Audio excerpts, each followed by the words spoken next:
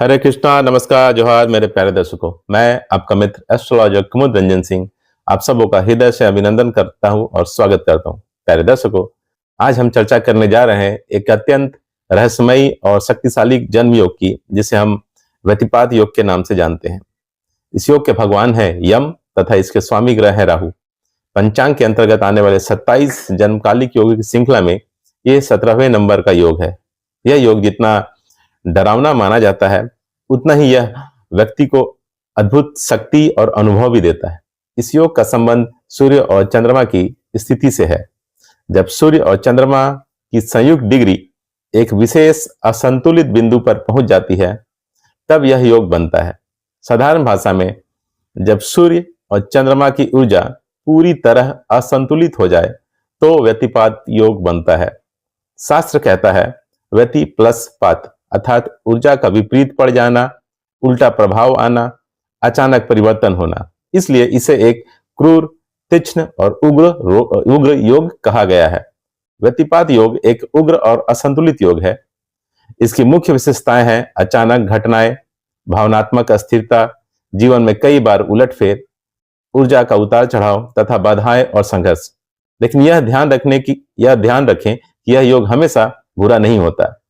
इसकी सबसे खास बात यह है कि जिन लोगों के जीवन में संघर्ष अधिक होता है, वही अंत में बड़ी सफलता भी प्राप्त करते हैं। यह योग व्यक्ति को मजबूत, अनुभवशील और गहराई वाला बनाता है। प्यारे दर्शकों, चलिए अब हम चर्चा कर लेते हैं कि अगर किसी व्यक्ति का जन्म व्यतिपात योग में हुआ हो तो क्या प्रभाव मिलते हैं। इस योग में जन्मे जातकों को जीवन के शुरुआती चरणों में बहुत संघर्ष देखने को मिलता है।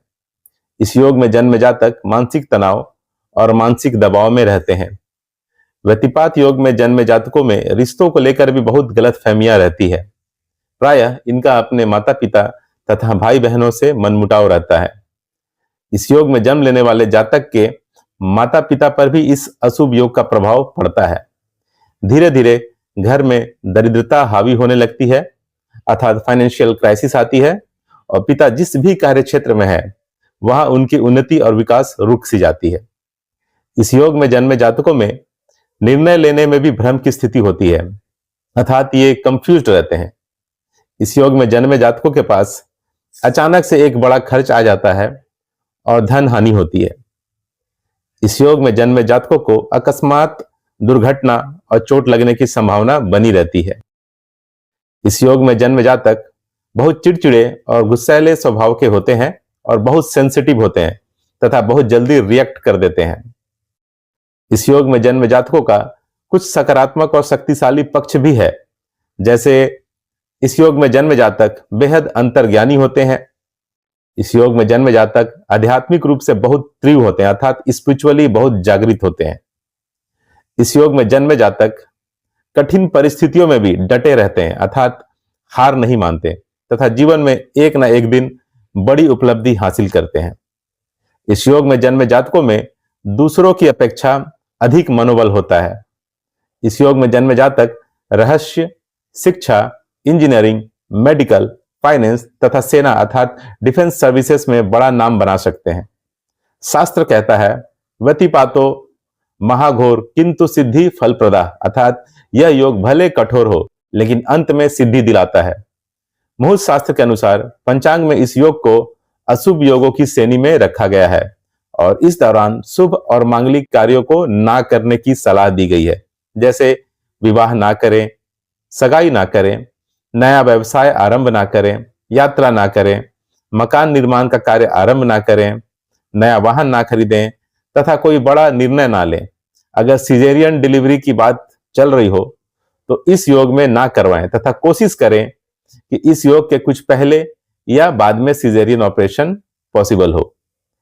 अगर संभव हो तभी करें, ये नहीं कि लाइफ थ्रेटनिंग सिचुएशन है और आप जबरदस्ती किए हुए हैं। अगर टाला जा सके तभी करें, अदरवाइज जैसे डॉक्टर कहते हैं उसको माने। व्यतिपात योग को क्रूर माना गया है और इस समय किए गए कार्यों में रुकावट आती है। व्यतिपात योग में जन्मे जातकों पर इस योग का सबसे कॉमन प्रभाव जो देखा गया है वो ये है कि जन्म लेने से 8 साल की उम्र तक ये लगातार बीमारियों की चपेट में रहते हैं, क्योंकि इनकी रोग प्रतिरोधक क्षमता बहुत कमजोर होती है, बहुत कम होती है, अर्थात लो इम्यूनिटी होती है। दूसरा अशुभ प्रभाव जो इस योग में जन्मे जातकों पर देखा गया है वो है इन जातकों का एजुकेशन से डिस्ट्रैक्ट हो जाना, अर्थात फोकस ना कर पाना, खासकर जब इनके पढ़ाई लिखाई का पीक टाइम होता है। 12 साल की उम्र से यह प्रभाव इस योग में जन्मे जातकों पर दिखना स्टार्ट हो जाएगा।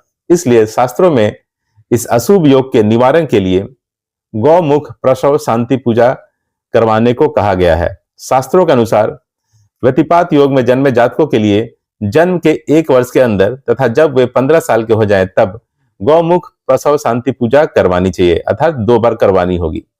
प्यारे दर्शकों, इस प्रकार मैंने जन्मकालिक योग व्यक्तिपात की संपूर्ण जानकारी आप लोगों के साथ साझा कर दी है। उम्मीद है आपको ये जानकारी पसंद आई होगी। आज के लिए इतना ही, कल फिर मिलूंगा एक नए योग के संपूर्ण विवरण के साथ। तब तक के लिए नमस्कार, जय श्री कृष्णा।